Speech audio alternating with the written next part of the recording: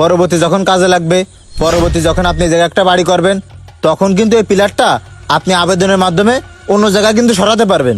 আহারে ভাই, কি সহজে কয়ে দিলেন। যখন আমি এই জায়গাটা কাজে লাগাবো, তখন ইচ্ছা করলে এই বিদ্যুতের পিলারটা সরাই দিতে পারবো। ও ভাই, তখন সরাতে গেলে যে আবেদন করা লাগবে, টাকা লাগবে, বিদ্যুৎ অফিসে দৌড়দৌড়ি করা লাগবে, এইগুলো কিটা করবে?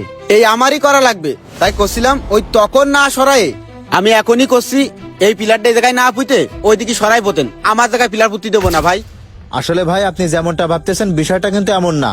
আপনি চাইলেই পরবর্তীতে পিলারটা সরাতে পারবেন।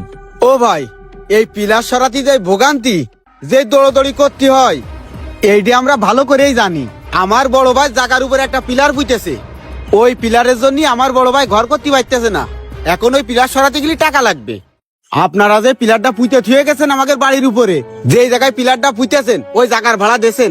এখন এই যে আমার জায়গায় পিলার পুঁততেছেন, আমার এই জায়গার ভাড়া কি আপনারা দেবেন? ও ভাই আপনি কি বলতেছেন?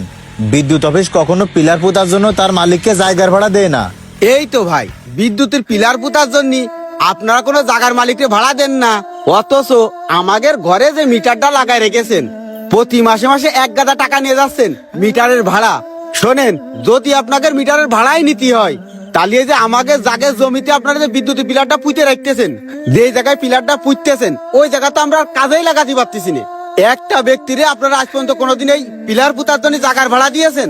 তা তো দেননি, কিন্তু আপনারা ঠিকই ওই মিটারের ভাড়া নিয়ে যাচ্ছেন। এই জায়গায় পিলার পুঁতা মানে আমার গাছ গাছালি সব ধ্বংস করে দিয়া। শোনেন ভাই, আমার জায়গায় পিলার দেন না, এই জায়গায় পিলারটা না দিয়ে ওই যে মেন রাস্তার পাশে পিলারটা দেন। আর একটা কথা কচ্ছি, এটাও শুনেন, এখন চলে যাওয়ার পরে যদি আবার আসেন এই জায়গায় বিদ্যুতের পিলার পুঁততি, তখন কিন্তু অবস্থা ভালো থাকবে না ভাই।